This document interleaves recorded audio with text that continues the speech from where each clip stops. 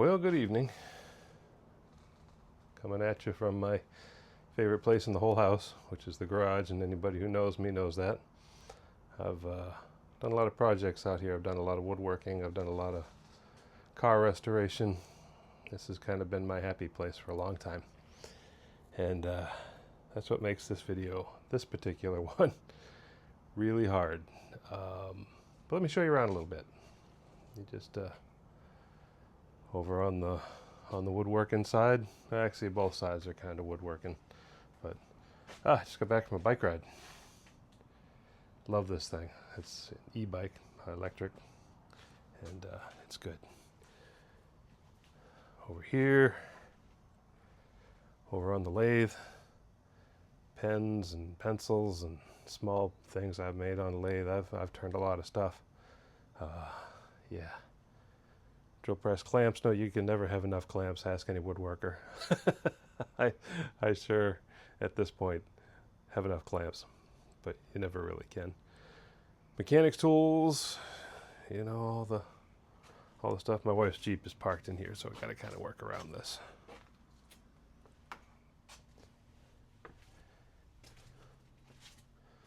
You know, might as well have a miter saw when you have a miter saw.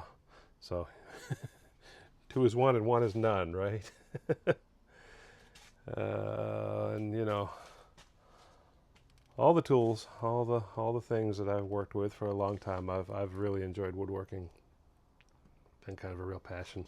Maybe I'll throw up some photos of some things I've made over the years, just to kind of show them off. But tonight's video is about managing expectations and understanding that with what my fingers are and what my hands are and what my left arm is at this point, yeah, what's going on out here is over. At least for the most part. You know, I understand that I don't want to lose a finger doing anything. So once again, I have put together a script and I'm going to read it to you.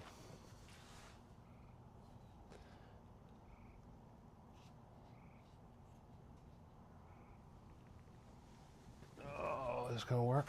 Nope. Oh, holy moly. I gotta show you this. I think it'll show up. Look at this sky. Oh, that's beautiful. Look at that. Take a moment and enjoy the pretty things, because they're all that really matters. Anyway. Oh, and let me show you one more picture here. A good buddy of mine, John Ranger, and I, we used to run a drag car, a race car. Yeah, up at Oxford Dragway.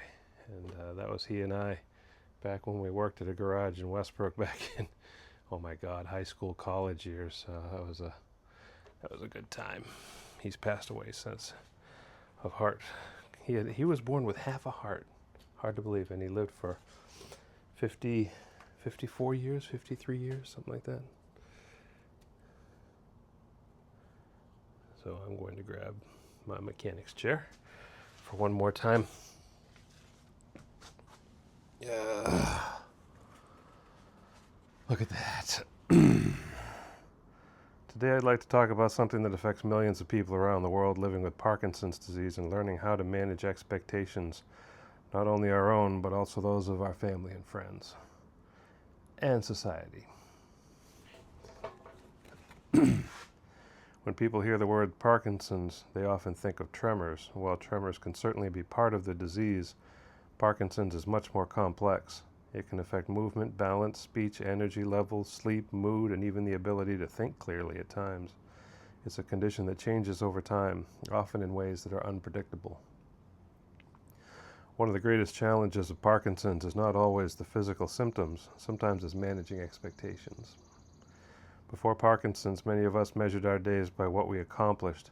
We had routines, responsibilities, careers, hobbies, and plans and futures. We expected our bodies to cooperate when we wanted to work, exercise, travel, or simply enjoy time with our loved ones. Then Parkinson's enters the picture. Suddenly, tasks that once seemed simple require tremendous effort. Getting dressed, preparing a meal, walking across a parking lot, carrying on a conversation may demand more energy than it once did. Some days are better than others. Some mornings begin with optimism only to be interrupted by symptoms that refuse to follow any schedule. At first, many people try to fight this reality. They compare themselves to who they were before the diagnosis. That's me this summer. I've been trying to do everything that I usually do in the summertime when the days are long. And I can't. It's June, and I'm learning that July and August are not going to be the same. Some mornings begin with optimism, only to be interrupted by symptoms that refuse to follow any schedule. At first, people may try to fight this reality. They compare themselves to who they were before the diagnosis. They set expectations based on the past rather than the present. When they cannot meet those expectations, frustration, disappointment, and even guilt can follow. But over time, an important lesson emerges.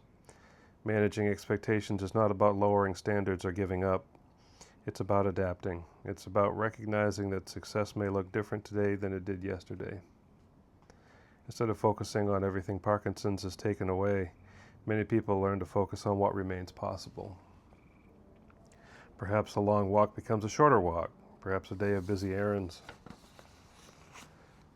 becomes one important task completed well.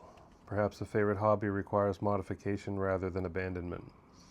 I think a few of mine are going to require abandonment so I don't lose a finger. These adjustments are not signs of weakness, they're just signs of resilience. Managing expectations also means giving ourselves permission to accept help.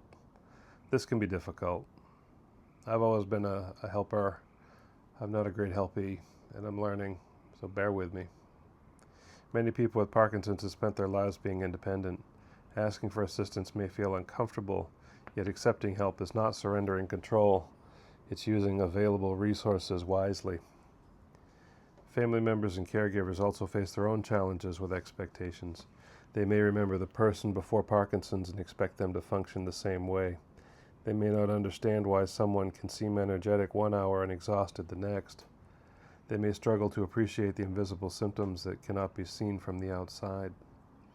That's why communication is so important. People living with Parkinson's need the freedom to explain what they are experiencing without feeling judged. Loved ones need opportunities to ask questions and learn. When expectations are discussed openly, misunderstandings become less common and relationships become stronger. Another important part of managing expectations is celebrating progress differently. In our culture, we often celebrate major achievements, promotions, awards, athletic accomplishments, and milestones. But Parkinson's teaches us to appreciate smaller victories. A successful physical therapy session, a day without a fall, finishing a project despite fatigue, attending a family gathering, maintaining a positive attitude during a difficult week. These victories matter. They demonstrate courage, determination, and perseverance. They remind us that a meaningful life is not defined solely by productivity or physical ability. Parkinson's may change how we live, but it doesn't change who we are. The disease does not erase our character, our wisdom, our relationships, or our capacity to contribute to the lives of others. Many people with Parkinson's continue to inspire those around them in their presence and grace. They become examples of how to face adversity with dignity. Managing expectations ultimately comes down to balancing realism with hope. Realism means acknowledging the challenges that Parkinson's presents. It means understanding that there will be a difficult days, and limitations. Hope means believing that life can still be rich, fulfilling, and meaningful despite those challenges.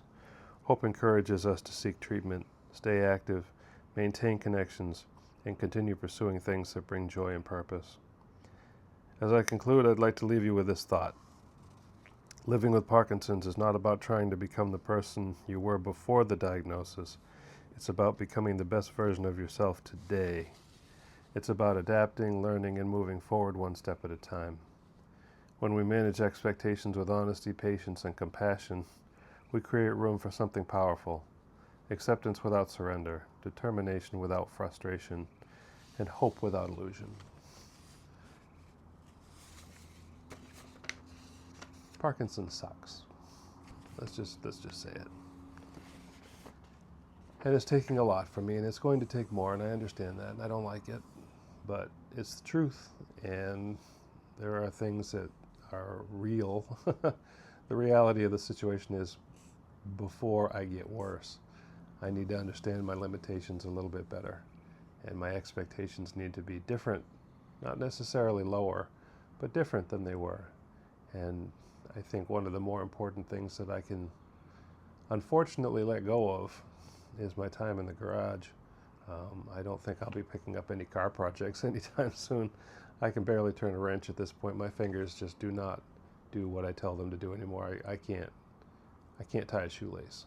You know, never mind trying to do a brake job on a pickup or something.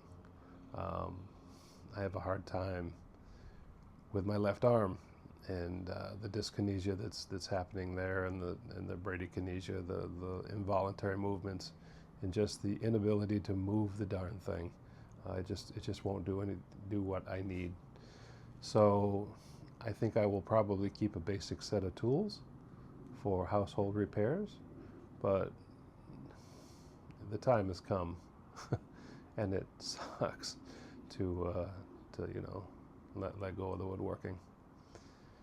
In managing the expectations. And yes, this video has been hard, and yes, I have been dragging my feet putting it out because I didn't want to talk about it, but I'm talking about it. So there you go. Have a good night.